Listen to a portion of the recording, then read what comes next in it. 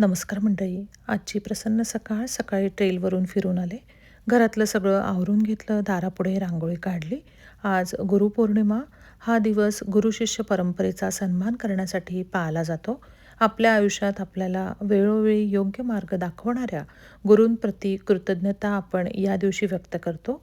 महर्षी वेदव्यास यांचा जन्म या दिवशी झाला. त्यांनी वेदांचे विभाजन केले.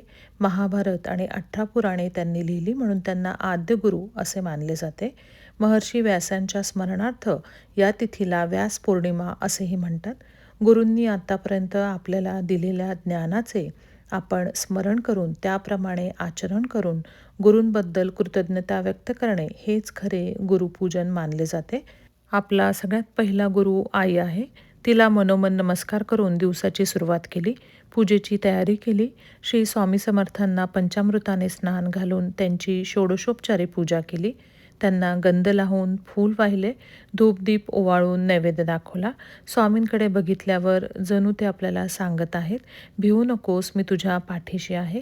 केवळ अंधश्रद्धा न बाळगता प्रामाणिक कर्म करणे आणि नामस्मरण करणे हाच खरा भक्तीचा मार्ग असल्याची शिकवण स्वामींनी सगळ्यांना दिली. पूजा झाल्यावर नामजप केला. श्री स्वामी चरित्र सारामृताच्या पोथीचे पारायण केले. मी नारायण रेकी सत्संग परिवाराची सदस्य आहे. नारायण रेकी ही एक आध्यात्मिक सामाजिक संस्था आहे. याची स्थापना श्रीमती राजेश्वरी मोदी म्हणजेच राजदीदी यांनी केली आहे. पारंपरिक रेखी ऊर्जा उपचार पद्धती, सकारात्मक विचार आणि राम राम नामस्मरण यांचा मेळ घालून हा सत्संग चालवला जातो. आयुष्यात यश, आरोग्य आणि समृद्धी मिळवण्यासाठी कौटुंबिक आणि सामाजिक नाती मजबूत असणे आवश्यक आहे. हीच शिकवण दीदी सगळ्यांना देतात.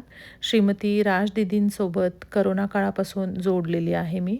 गुरुपौर्णिमेला त्यांचीसुद्धा पूजा केली. माणसांचे विचार, वाणी, व्यवहार यामध्ये बदल घडवून हळूहळू आजूबाजूला समाजात सकारात्मकता आणणे हे संस्थेचे ध्येय आहे.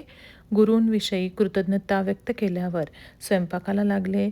चवळीची उसळ, फ्लावर बटाट्याची कोरडी भाजी, वरण भात, फुलके, प्रसादाचा शिरा असा सगळा स्वयंपाक केला.